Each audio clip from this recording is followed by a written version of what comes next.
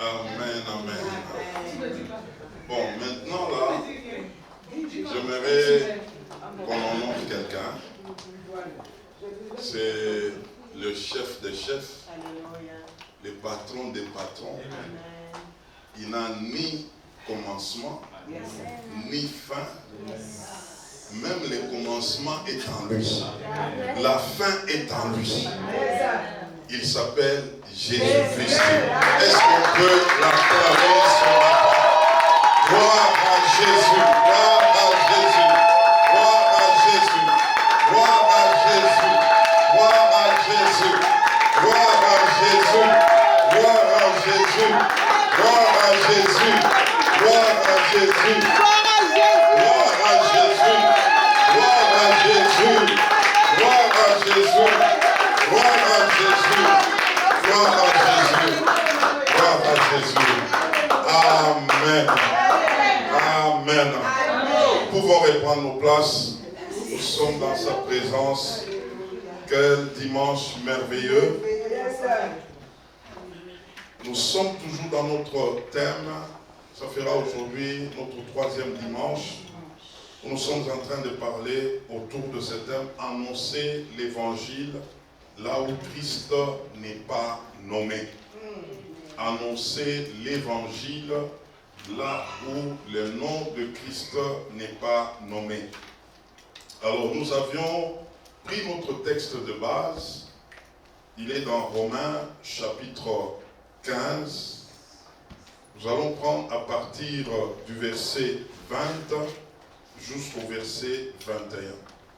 Amen. Est-ce qu'on peut se tenir debout pour honorer cette parole? Nous voulons lire ce texte. Et ce matin, nous avons un très bon message qui va encore nous faire beaucoup de bien. Et je me suis fait honneur d'annoncer l'évangile là où Christ n'avait point été nommé, afin de ne pas bâtir sur le fondement d'autrui, selon qu'il est écrit, ceux à qui il n'avait point été annoncé verront, et ceux qui n'en avaient point entendu parler comprendront. Amen. Nous pouvons reprendre nos places, que Dieu vous bénisse. Nous prenons un deuxième texte. Nous sommes dans Luc chapitre 10. Nous avions lu encore ce passage dimanche passé, mais aujourd'hui nous allons prendre le verset 1er et le verset 6.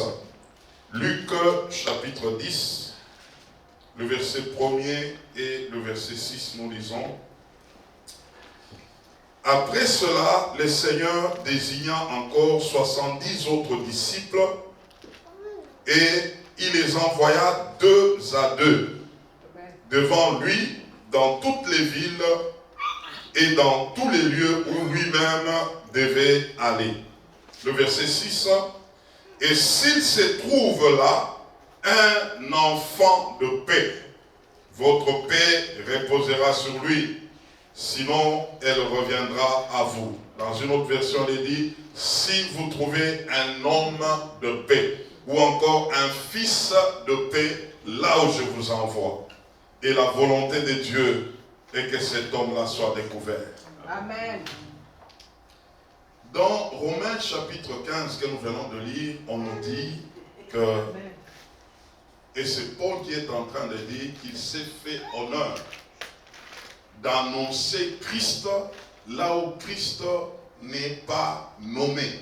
Et nous avions dit, et je le répète encore ce matin, lorsqu'on annonce Christ à quelqu'un qui ne le connaît pas encore, c'est un honneur. Amen. C'est que tu réjouis le cœur de Dieu.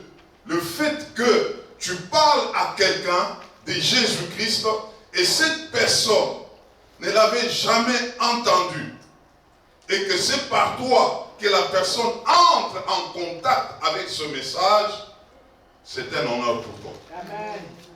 Et donc, nous allons comprendre que il y a des personnes qui ont besoin d'entendre parler de de Jésus-Christ et de comprendre.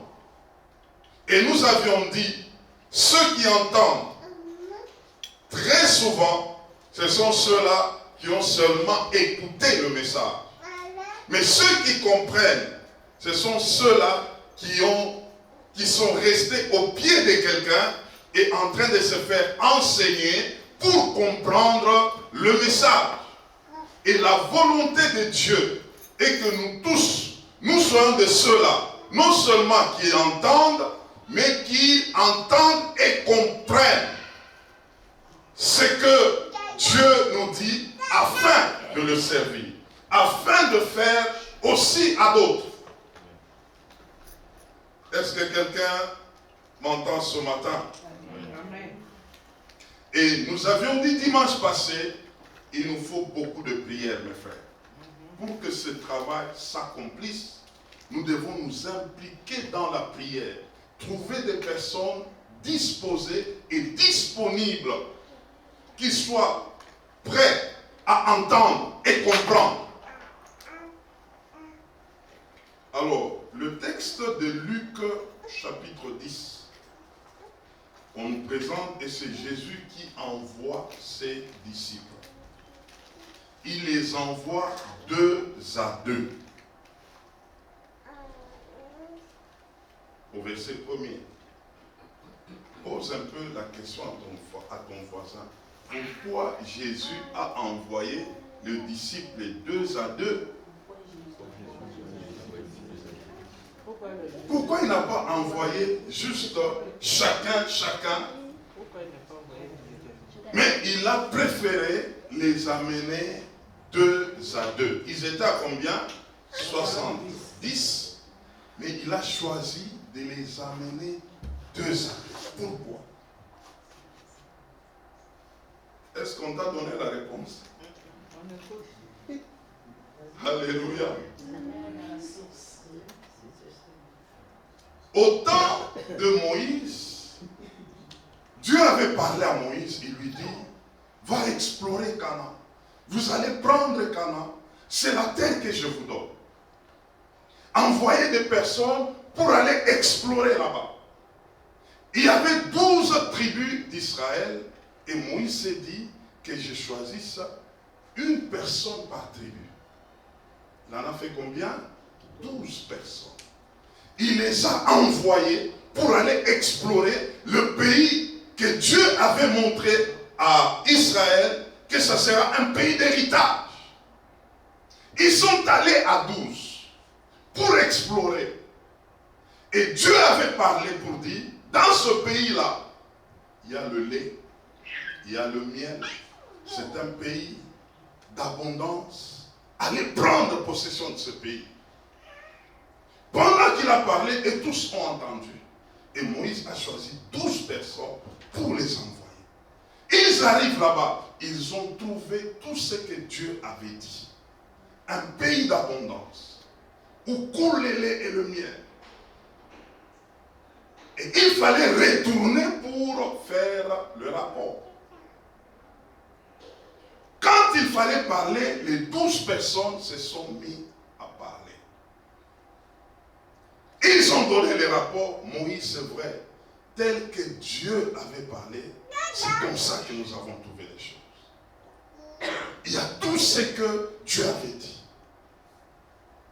Mais curieusement, parmi les 12, il y avait eu 10 personnes qui ont donné d'autres informations. C'est vrai ce que Dieu a dit, mais il y a encore autre chose que nous avions vu. Dans ce même pays, il y a des géants, des fils d'Anak. Et ces gens-là, quand on les regarde, à nos yeux et à leurs yeux, nous sommes comme des sauterelles.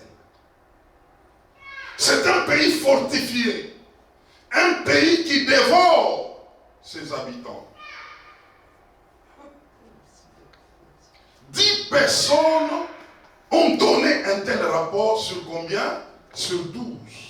Mais 2 autres personnes ont dit, ce n'est pas ce que on nous avait demandé d'aller voir nous avait demandé d'aller voir un pays où coule le lait et le miel, un pays d'abondance. Et nous avons vu ce pays. Mais d'autres ont ajouté ce que Dieu n'avait pas dit. J'aimerais que tu dises à ton voisin, n'ajoute pas ce que Dieu n'a pas dit. Limite-toi à ce que Dieu a dit.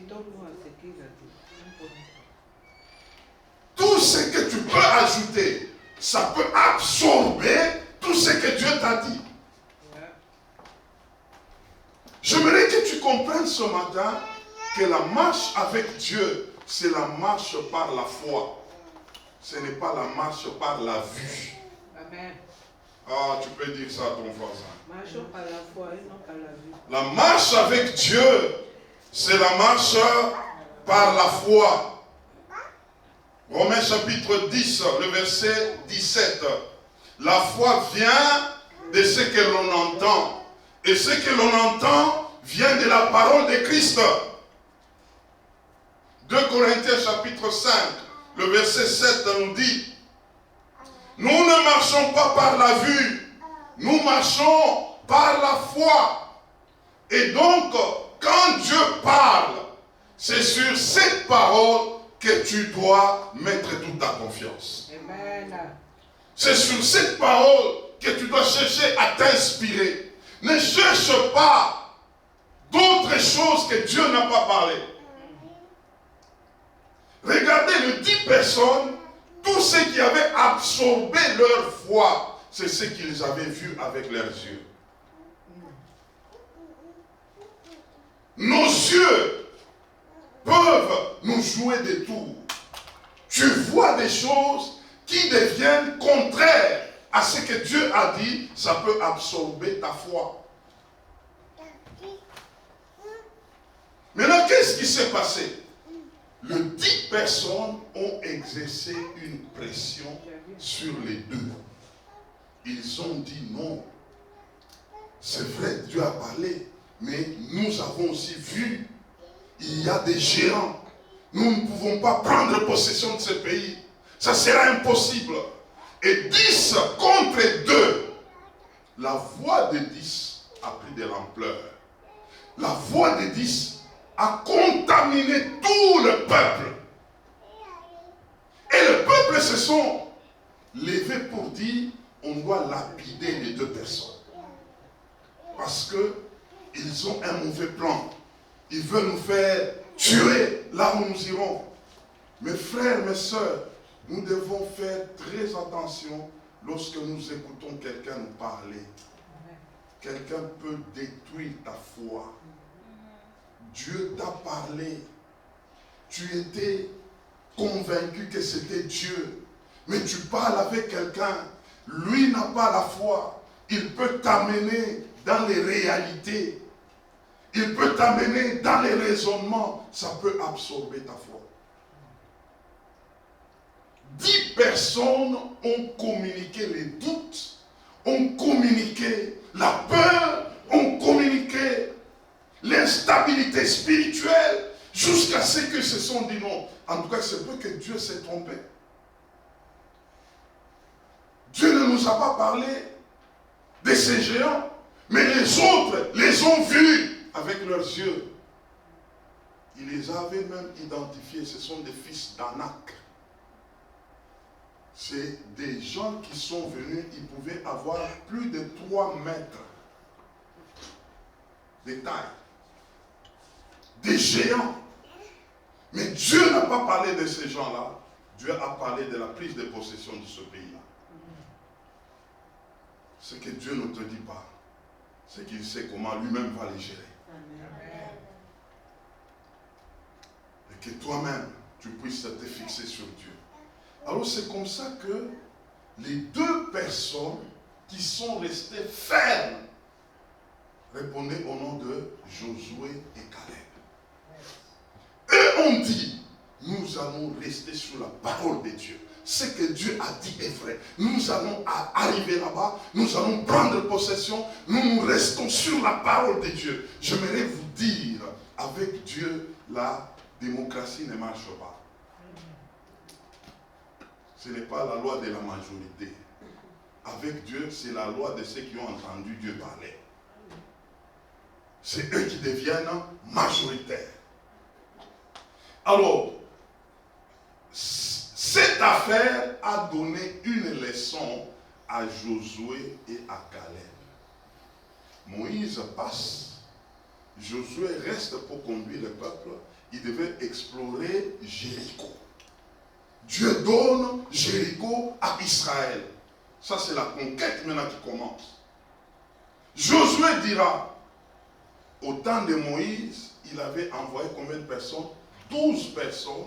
Et 10 personnes ont découragé tout le peuple. Moi, maintenant, pour l'exploration, j'envoie 2. On comprend, hein? Josué dit non. Moi, je me rappelle de l'affaire là. Le problème, ce n'est pas le nombre. Le problème, ce sont des personnes qui ont foi dans la parole de Dieu. Et nous étions seulement 2. Moi et Caleb. Maintenant là, je ne peux pas envoyer 12. Je dois envoyer combien? 2. Et Josué a envoyé 2 personnes pour aller explorer Jéricho. Et comment Josué a fait? Il les a appelés en secret. Même que les autres là n'entendent pas. Il les a dit non, il y a une mission ici. Nous n'allons pas tomber dans le piège d'autrefois avec Moïse, prendre 12 personnes, nous on peut se retrouver, même tous les 12 là peuvent rentrer, influencer déjà quelque part pour nous dire que ce que tu nous as dit là n'était pas vrai. Venez en secret et partez explorer Jéricho. Les 2 personnes sont allées là-bas, ils ont donné un bon rapport. Et Israël pouvait bien se préparer. Il y a un homme répondant de Samson. Il devrait terrasser le Philistin. Samson avait réuni 300 renards. Et les 300 renards qu'il avait réunis, il les avait liés 2 à 2. Et par leur queue, et au milieu là, il a placé un flambeau et il les a lancés dans les champs des Philistins. Ah, Dieu a besoin de prendre 2 et mettre au milieu le feu et de les lancer. Pas 3, pas 10, mais 2 à 2. Jésus arrive. 70 personnes, mais il prend combien? 2 à 2. Pourquoi 2? Demande encore à ton voisin pourquoi 2. Paul et Silas sont allés en mission. D'abord, Paul a commencé, lui et Barnabas. Il y a une 3e personne qui voulait les suivre, c'était Jean-Marc. Mais la 3e personne là, les avait posé des problèmes. Jean-Marc étant dans la mission, il commence à penser à ce qu'il avait laissé autrefois là. Il dit non, en tout cas moi là, je ne dois pas continuer avec vous, je dois retourner. Pendant qu'ils étaient en pleine mission, ils voulaient les décourager. Mais Paul se sont arrangés avec Barnabas pour aller à 2. Autrefois encore, plus tard, Barnabas voulait encore les rejoindre. Paul a dit, plutôt Jean-Marc voulait les rejoindre. Paul a dit à Barnabas, on ne le prend pas. Parce qu'autrefois nous étions à 3. Il a fait que, quelque part, il nous avait abandonnés en cours de route. Il faut qu'il soit écarté. Alors je voudrais nous donner la réponse. Pourquoi 2? Ecclésiaste, chapitre 4, le verset 9 et le verset 12. Est-ce que tu peux prendre ta Bible? Ecclésiaste combien? Ecclésiaste combien? Le verset combien? 9 et 12. Écoutez Ecclésiaste 4, le verset 9. 2 valent mieux qu'un. parce qu'ils retirent un bon salaire de leur travail. Verset 12. Et si quelqu'un est plus fort qu'un seul, les deux peuvent lui résister. Et la corde à 3 fils ne se rompt pas facilement. Dis à ton voisin, 2 valent mieux qu'un. 2 valent mieux qu'un. Vous savez, la mission, c'est tout un challenge. La mission, c'est tout un défi. Tu peux aller seul, mais tu ne sais pas ce que tu peux rencontrer comme réalité. Il y a toujours des imprévus dans la mission. C'est pourquoi, mes frères, Dieu connaissant cela, il a préparé à ce que, à la place d'une personne, que 2 puissent aller. Parce que lorsque l'un d'eux peut avoir soit un problème, l'autre viendra pour les soutenir. Lorsque quelqu'un d'autre voudra se décourager ou peut avoir quelques doutes, il se peut que Dieu, par l'autre, il peut fortifier. Il est important d'aller en mission à combien? À 2. Parce que c'est plein d'imprévus. On ne maîtrise pas tout. Alléluia. Fais un peu comme ça, je vais te dire quelque chose. Il y a eu des serviteurs de Dieu qui sont allés en mission. Ils revenaient de la mission. Et le matin, pendant ils étaient à 4 ou à 5. Alors en cours de route, ils ont rencontré des jeunes femmes qui revenaient des boîtes de nuit. Une des femmes a commencé à les attaquer comme il est en train de les taquiner. Alors eux c'était des frères, ils revenaient de l'église où ils sont allés évangéliser. Alors la jeune fille là, elle était tellement curieuse là, elle appelle l'un d'eux. Elle dit, mais toi là, mais toi tu peux être mon mari toi. Non. Eux ils étaient sérieux. Et pendant qu'elle parlait de cette manière-là,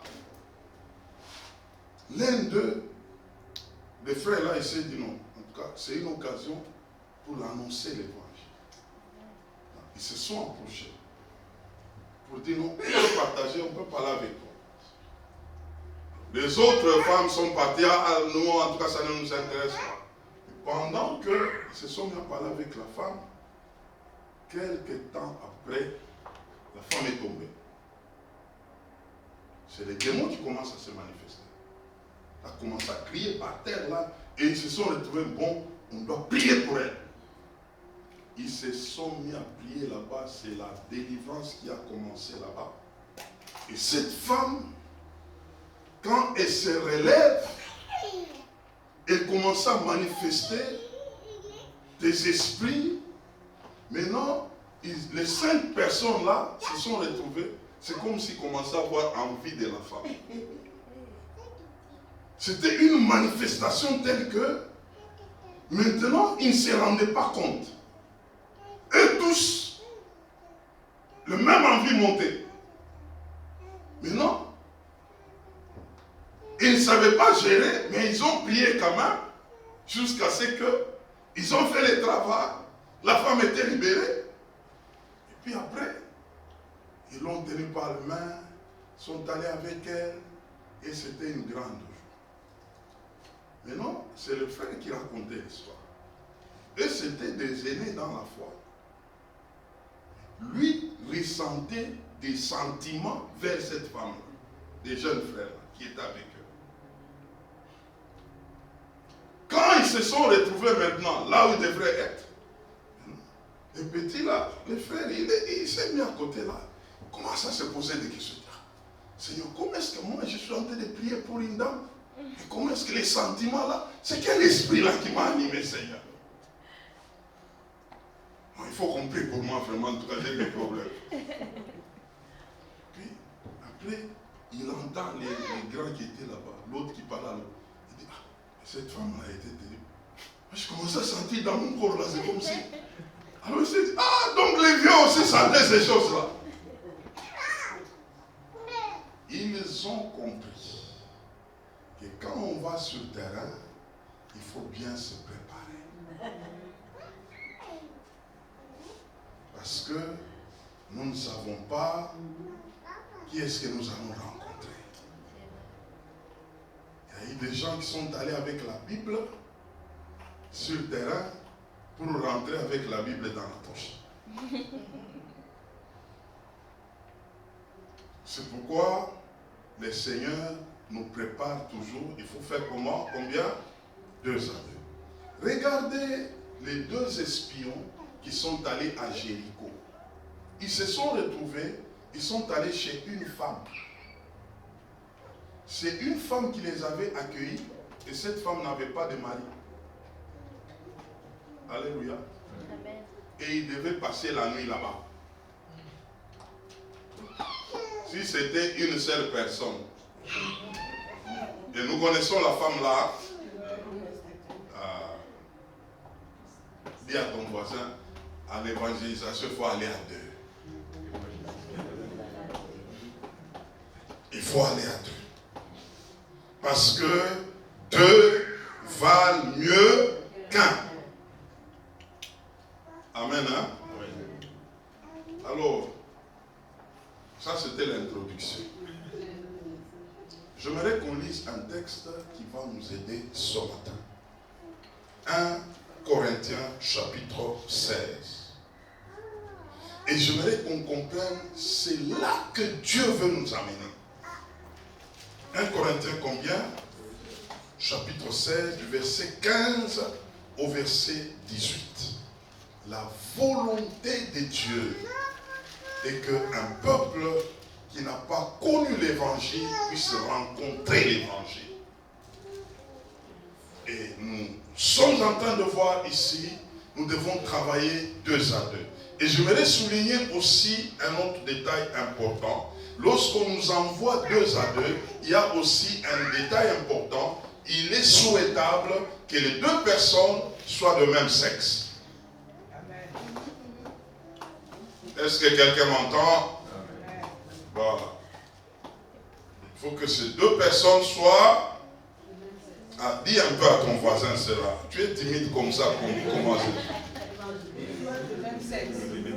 Oui. Parce qu'il y a des imprévus dans l'évangélisation. Il y a des imprévus. Il y a des imprévus. Ah. Vous allez commencer à voir un frère comme ça. Allez évangéliser. Et il commence seulement, appelez seulement la sœur. Sœur, nous c'est avec toi. On veut vous changer de groupe. Oh, non, non, moi c'est sincèrement avec eux. Et c'est l'évangélisation, c'est autre chose maintenant. Amen. Hein? Alors nous prenons 1 Corinthiens 16, du 15 à 18. Nous allons lire. Saluez, nous sommes là. Oh. Un instant, moi j'étais à Romains 15. Tellement que Romains 15 m'absorbe. C'est 1 Samuel 16, 15. Wow. 1 Corinthiens 16, 15 à 18. Voilà. Alors suivons bien, écoutons bien ce texte. Encore une recommandation que je vous adresse, frère. Vous savez que la famille de qui? De Stéphanas est le prémisse d'Achaïe. Achaïe ici c'est Corinthe, la capitale de Corinthe. Et qu'elle s'est dévouée au service des saints. Ayez vous aussi de la déférence pour de tels hommes, et pour tous ceux qui travaillent à la même œuvre. Je me réjouis de la présence de Stéphanas, de Fortunatus et d'Achaïcus. Ils ont supplié à votre absence, car ils ont tranquillisé mon esprit et le vôtre. Sachez donc apprécier de tels hommes. Ça, c'est la mission que Paul a eu à faire. Et c'est le challenge que nous avons dans ce pays. Paul se retrouve à Corinthe.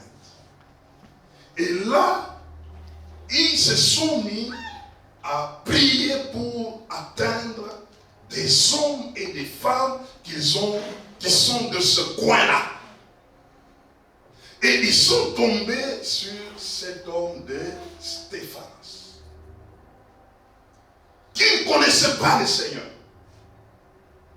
Ils l'ont gagné à Christ. Par cet homme, ils sont entrés dans la famille de qui? De Stéphanas. Stéphanas, pour nous, c'est la personne porte. Amen. Et dans ce Québec, il y a un Stéphanas. Il y a un Stéphanas. Il y a un Stéphanas. Et par cet homme, Paul, Silas, ils se sont retrouvés dans la famille de qui? De Stéphanas. Cet homme était influent dans toute sa famille. Par lui, ils ont aussi influencé d'autres. Maintenant, qu'est-ce que Paul a fait? Paul s'est occupé de former qui? Stéphanas. Il a formé, non seulement il a amené à Christ, mais il a pris le temps de former qui? Stéphanas. Jusqu'à faire de Stéphanas un conducteur spirituel. Dis à ton voisin que c'est ça réussir la mission. Où tu arrives à impacter des personnes autochtones, des hommes de la place et les préparer, les former.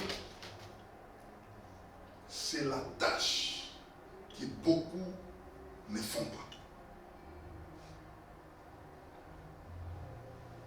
Arriver à impacter la vie de quelqu'un et préparer cette personne à devenir aussi un formateur. Si nous arrivons à ce niveau, frère, nous allons réussir la mission. C'est un grand challenge, mais ce n'est pas impossible. C'est possible. Arriver à ce que nous faisons avec Dieu, d'autres commencent à le faire comme nous. Amen. Nous les avons trouvés à un niveau bas, mais les influencer jusqu'à les amener à notre niveau et faire de ces gens des formateurs. Et là, on va expérimenter le 2 Timothée 2:2. Ce que vous avez entendu de moi, donne-le aux hommes fidèles, afin qu'eux aussi, à leur tour, qu'ils puissent les communiquer aux autres. Et si nous arrivons à ce niveau-là, nous allons constituer une église de formateurs et de formatrices. Et c'est cela la volonté de Dieu pour SEMCR. Est-ce que quelqu'un m'entend ce matin?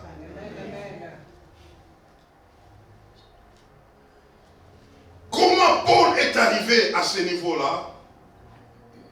Ils ont prié jusqu'à ce que Dieu a ouvert la porte avec qui? Stéphanas. J'insiste, mes frères, quand vous avez la vision, maintenant, priez pour que le maître de la moisson commence à préparer des circonstances. Je veux nous dire ce matin, nous avons déjà un schéma pour gagner Québec à Christ. Amen. C'est ce que nous sommes en train de faire.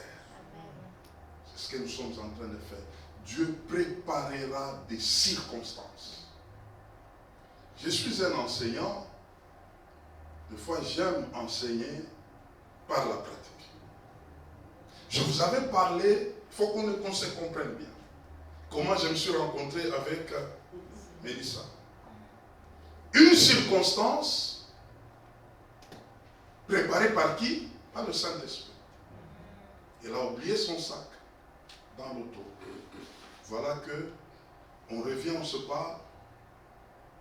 Avant-hier, elle m'appelle. Elle me dit, dimanche, je vais venir avec quelqu'un. J'ai dit, gloire à Dieu, que la personne arrive. Mais il se fait que c'est lui qui peut être un Stéphanas. Amen. Amen. Alléluia.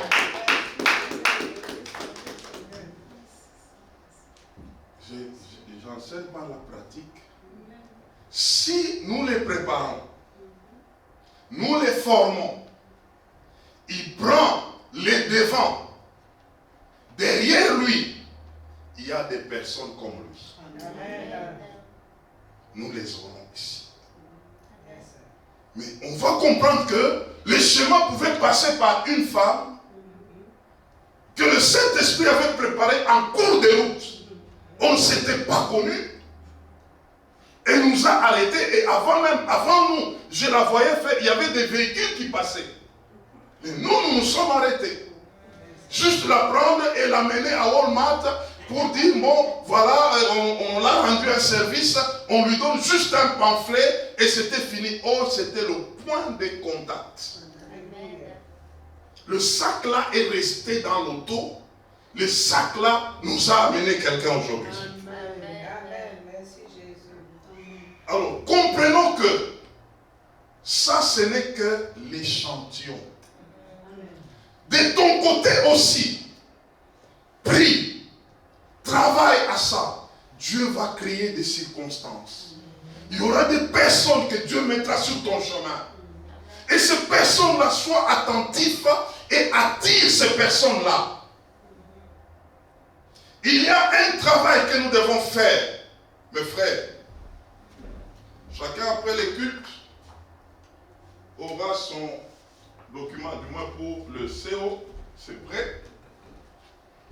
C'est ce travail qui va nous aider à commencer à préparer ces personnes-là.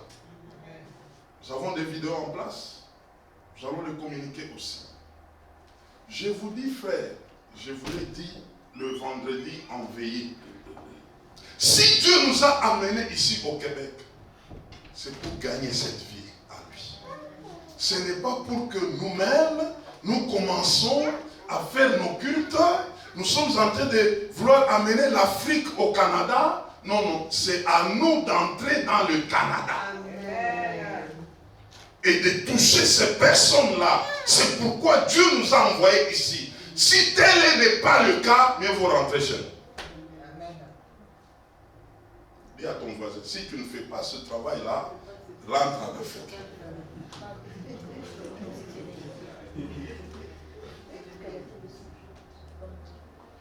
Je suis convaincu que si tous ensemble, nous prions pour dire à Dieu, prépare des hommes forts, prépare des hommes de paix, que je le croise, tu vas croiser quelqu'un. Yes. Tu vas rencontrer quelqu'un. Et cette personne va se disposer à toi.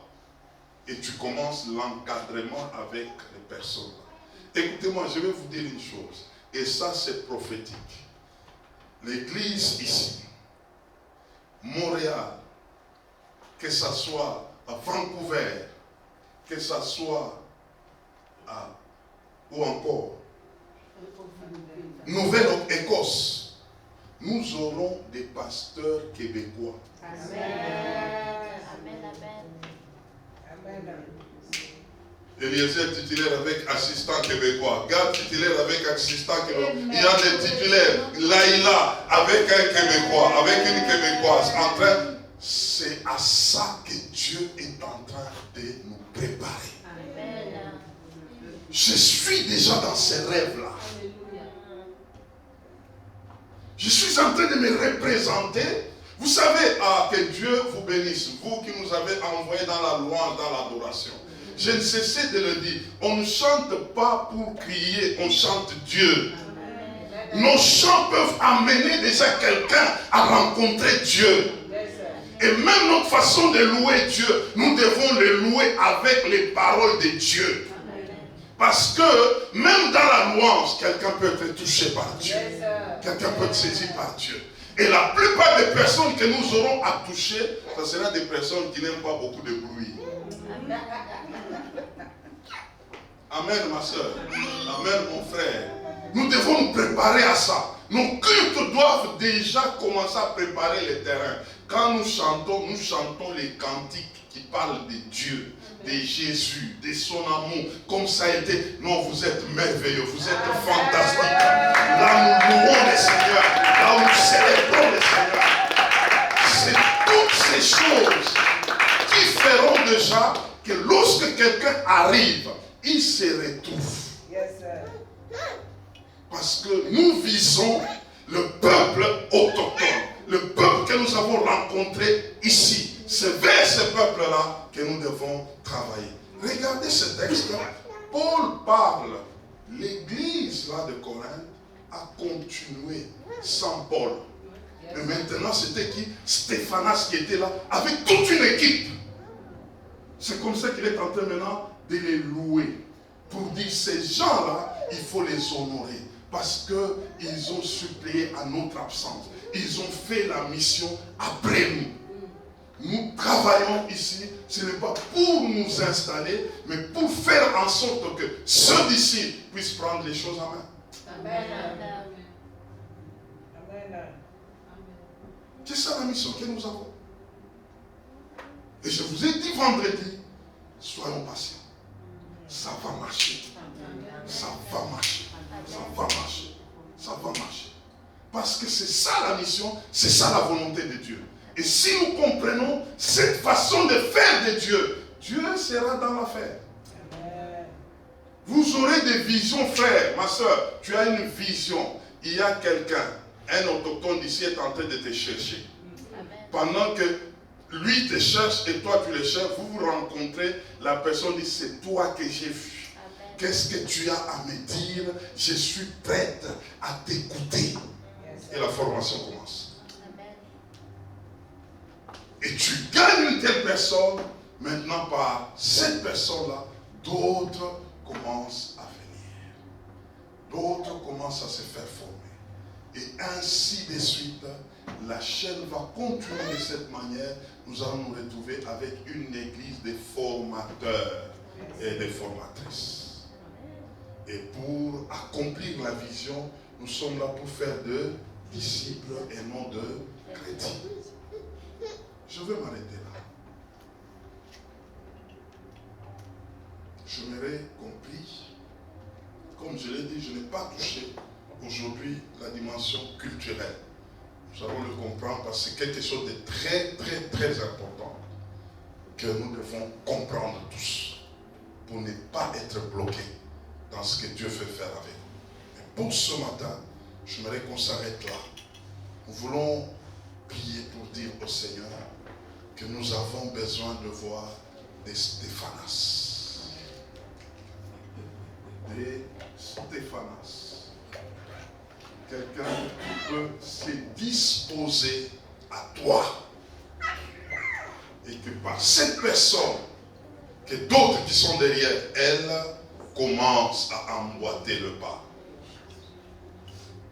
Est-ce que quelqu'un m'entend ce matin? Est-ce qu'on peut s'élever? Nous sommes en train de dire au Seigneur que ces choses s'accomplissent au milieu de nous. Que ces choses se réalisent au milieu de nous. Que ces choses s'accomplissent au milieu de nous. Élève ta voix, tu es en train de prier pour dire Que d'abord nous-mêmes, que nous puissions comprendre cette façon de faire. Toi-même, tu es en train de le désirer. Dis au Seigneur ce matin, aide-moi à saisir cette vision, cette façon de faire, que je puisse la saisir.